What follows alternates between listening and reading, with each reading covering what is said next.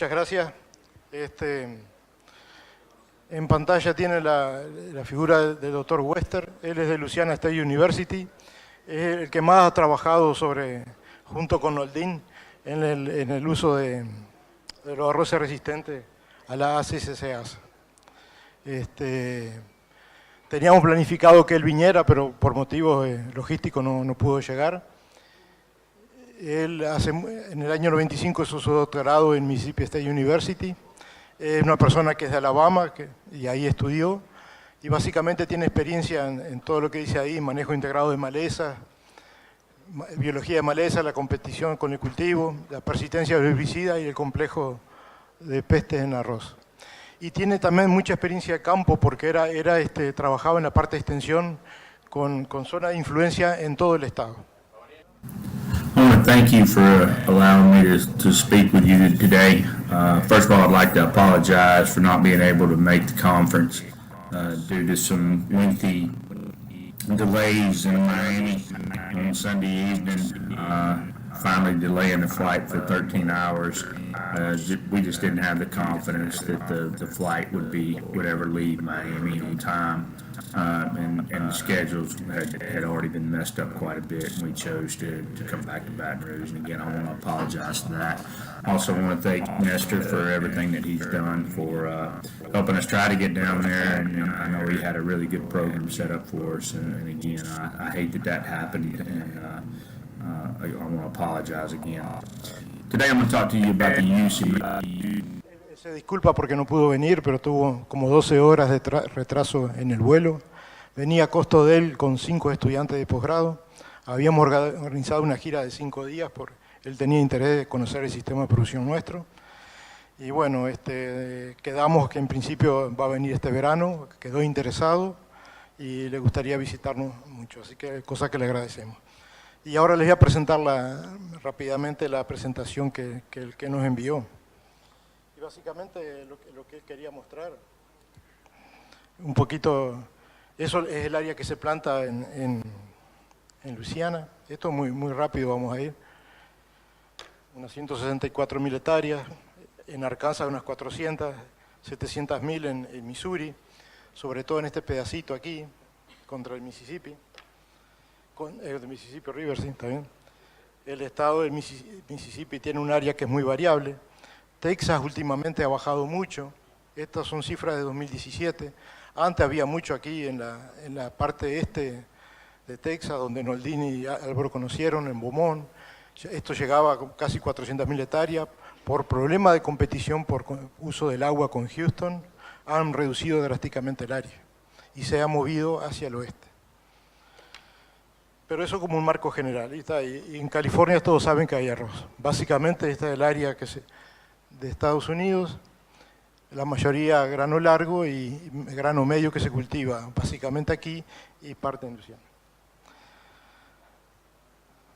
Entonces, lo que el doctor Wester dice, que es un hombre de mucha experiencia, está en el 1996 en Luisiana, que básicamente dice que ellos no tienen un programa estándar, como los vecinos de Arkansas que dice tienen todos sistemáticamente usan un programa preestablecido. En el oeste y el noreste, acá básicamente era siembra en agua, ahora prácticamente no hay tanta, y aquí era siembra como lo hacemos nosotros, siembra en seco, digamos. Los herbicidas que usan están básicamente ahí, todo esto con actividad residual, usan pentamitamil, a veces solos y a veces combinados. Y muchas veces aplican un herbicida arriba del otro, lo más en clomazone y lo siguen por pendimetalin. Este es un cepericida, a veces mezclan pendimetalin con imacetapir. El pendimetalin no se aplica enseguida preemergente, sino se hace una preemergencia retrasada, que se llama. Se siembra, se espera 4 a 6 días y recién ahí, después que absorbe agua el grano, ahí se aplica, por problemas de toxicidad en el arroz. Eso está bien sabido. Cuando hacen arroz Clearfield, utilizan muchas combinaciones, usan imacetapir y pendimetalin, usan clomazone, hacen una aplicación de imazamoc a primordio. y tratan de ser agresivos, de usar dosis más bien altas y tempranamente, o sea, preemergente y hasta 2 o 3 semanas después que nace el arroz, ahí hacen las aplicaciones.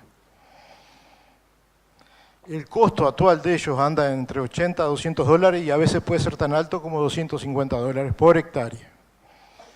Y ahora vamos a ver un poquito las razones. Básicamente, esta es la zona sureste y esta es la noreste, noreste que hablábamos. Aquí hacen doble cosecha y aquí hacen una cosecha sola por año. Aquí está la sede de la universidad. Yo no voy a hablar esto, que Federico es el que conoce, que vivió ahí, los detalles, digamos. ¿Cómo fue la producción de 2017? Básicamente 7.000 kilos la primera cosecha. Aquí donde está la estación experimental, la primera que les mostré, son los parishes que más arroz producen, más de 29.000 hectáreas cada uno. Y aquí está la otra estación.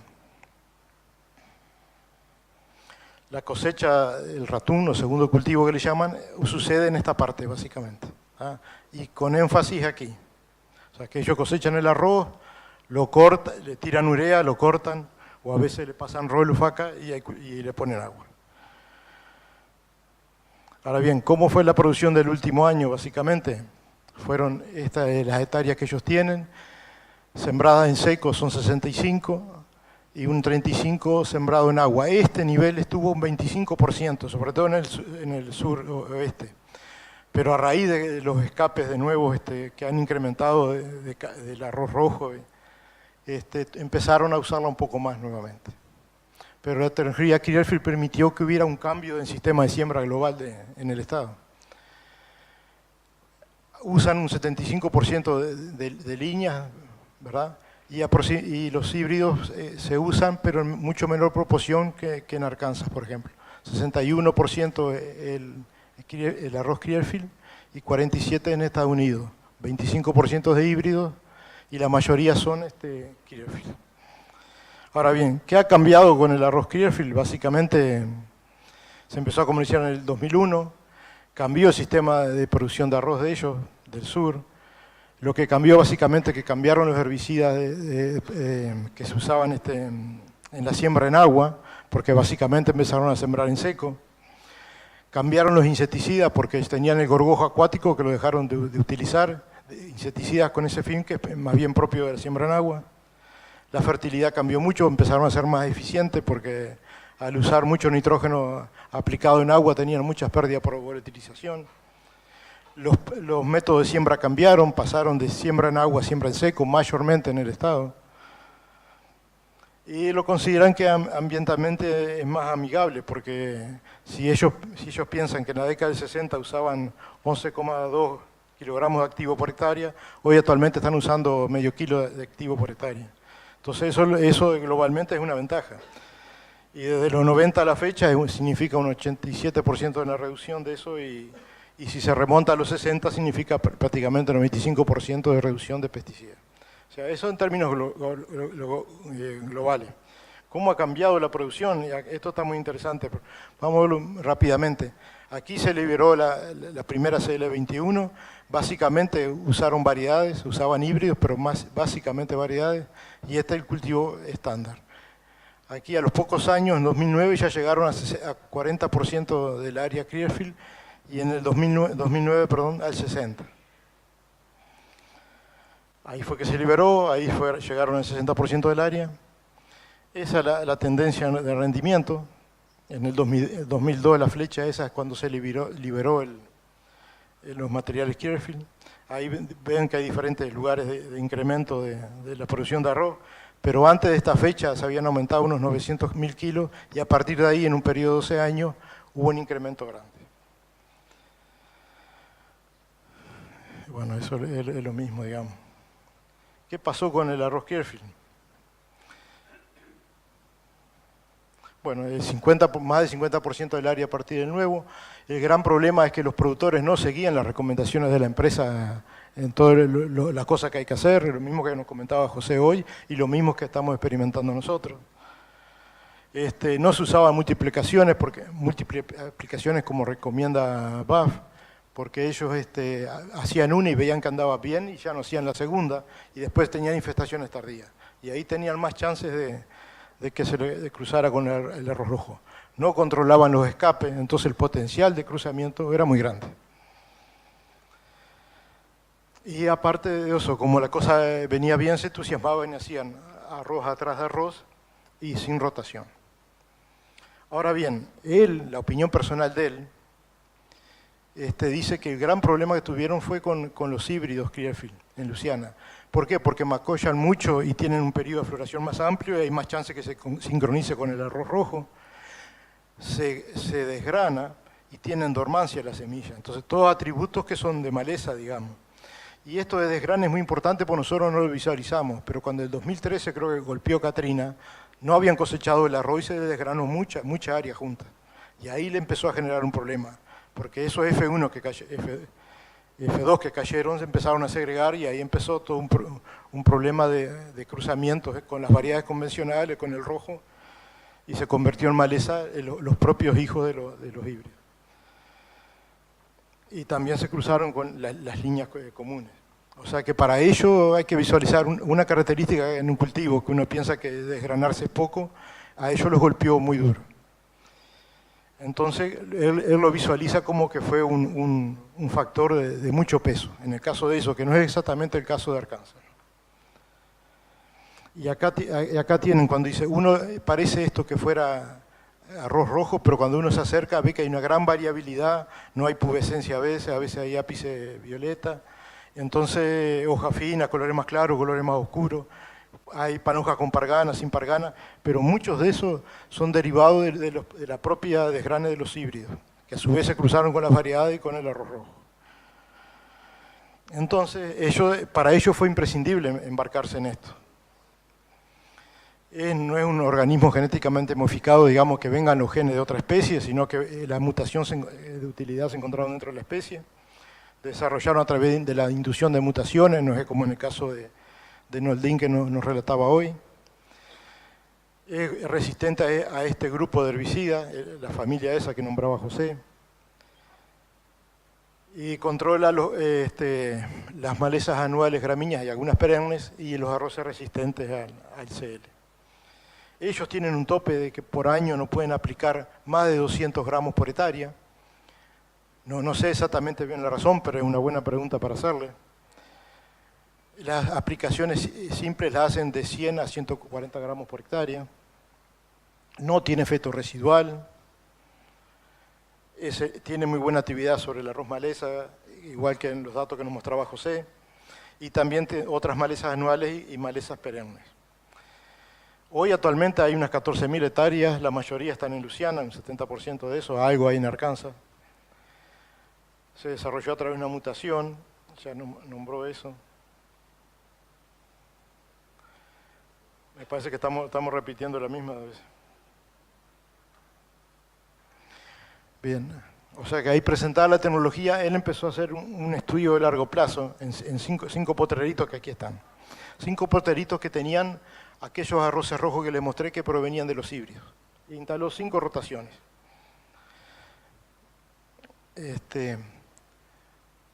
Brevemente, esta es una que es muy usada, y él recomienda hacer soja resistente, el híbrido, CL, soja de nuevo y después entrar en el programa que usa el productor. Y acá están todas las mezclas que usan en cada oportunidad. Y como pueden ver, implica glifosato. Este es un herbicida que trabaja como el acetalocloro, el metalocloro, el mismo tipo de inhibición, y acá usa glifosato. Lo puede aplicar preemergente o post-temprano, pero post-temprano tiene que ser maleza muy chiquita. Y siempre acompañado de glifosato porque él no mata lo nacido, mata lo que van a hacer. Y bueno, y acá ven las diferentes secuencias. Después, este es otro sistema, que acá también hace soja resistente al glufosinato, que es esto aquí, Liberty Link, soja estándar resistente al glifosato, y otra vez vuelve con arroz CL. Estos son 3 sistemas que él pensó para bajar la población de maleza y después seguir con lo que venía haciendo el agricultor. Y este es otro sistema, Perdón, este es un sistema que él lo recomienda como en la situación en la que mostró en la foto, donde hay mucho arroz rojo que está cruzado y es resistente. Entonces pone glifosato, que lo usa con estos 4 principios activos, pone la soja Liberty Link, que usa glufosinato, y mantiene todo esto usando, solo cambia el glufosinato, vuelve a la soja RR y después entra al sistema, digamos, normal. Con esto ahora van a ver los resultados. Y este otro sistema donde él introduce la provicia, siempre está tratando de meter otro principio activo, aquí asociado a la soja que resiste el glufosinato, acá con el arroz que resiste el targa, que se llama así el Quacile FOP en Estados Unidos. Entonces básicamente es soja resistente, provincia resistente, y aquí entra con los CL de nuevo. Lo que intenta hacer en 3 años es bajar rápidamente la población. Y acá tienen, por ejemplo, el sistema 5. Este es el arroz que usan básicamente los productores en Luciana, que era imacetapir de 3 hojas. Cuando está macollando, le tira otro poquito y le echa imazamac al primordio. Y ustedes pueden ver que sobreviven bastantes individuos. O sea que queda claro eso. Eso es lo que usa estándar el productor. Y acá tiene el sistema 1, cómo usando clomazones más quizá la FOP en 2 a 3 hojas. Después usa el macollaje, y en el medio de los dos tira los sulfurón. El sulfurón va dedicado a las ciperáceas y hoja ancha pequeña. Pero no lo puede mezclar porque ahora le vamos a mostrar algunos de los problemas que ellos tienen. Entonces, haciendo todas esas rotaciones que describía, él fue contando las plantas que quedaban a la cosecha en cada año, después maduró el arroz o maduró la soja. Y al final, y esto es después que hace esos 3 años de la secuencia y vuelve a hacer lo que hace el productor. Y al final encuentra menos plantas, pero todavía la rotación 5, que es lo que hace el productor habitualmente, hay muchas plantas por hectárea de arroz rojo, 1609. En las otras tiende a bajar algo, pero aparece algo, ¿verdad?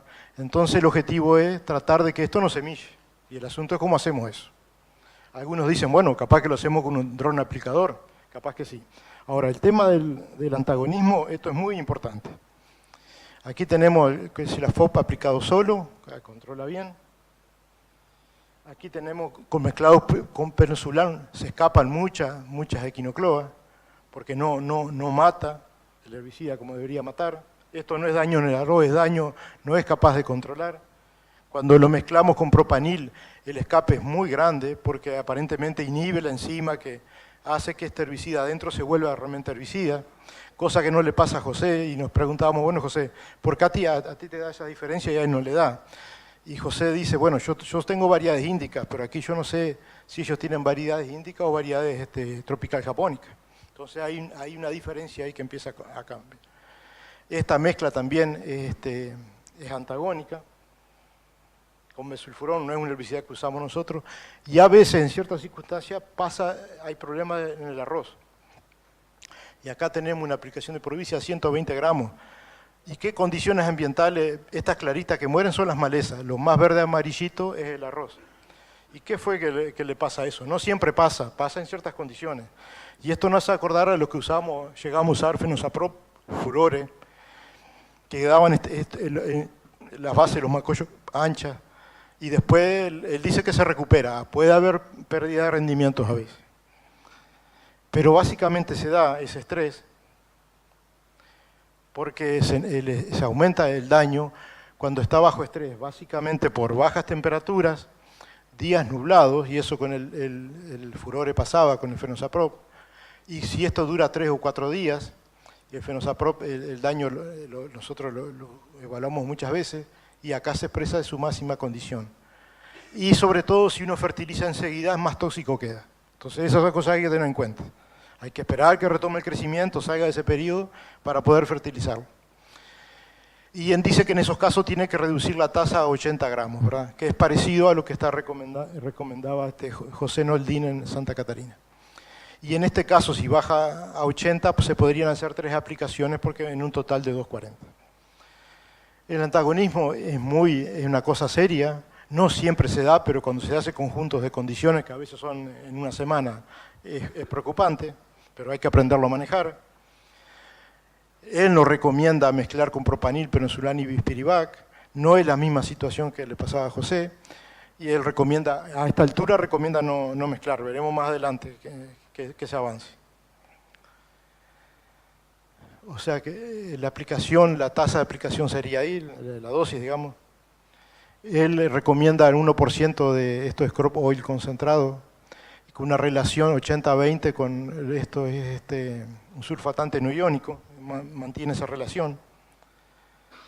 El total el total de aplicación por estación de crecimiento tiene que ser esta y a partir de 2 a 4 hojas hasta la iniciación de la panoja.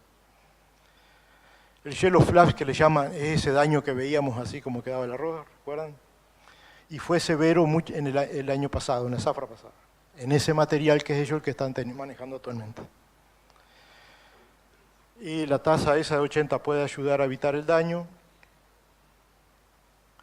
La aplicación múltiple es muy importante porque aquí no hay efecto residual, o sea que hay que hacer una segunda por los posibles escapes, esos no se escapan. Evita no mezclar con propanil. Puede ser útil para mantener los campos libres de arroz rojo. Y el objetivo principal de él es extender la vida útil del arroz Clearfield. Que nosotros en nuestra situación creo que estamos idealmente ubicados para poder extenderla. No sé en la situación de él.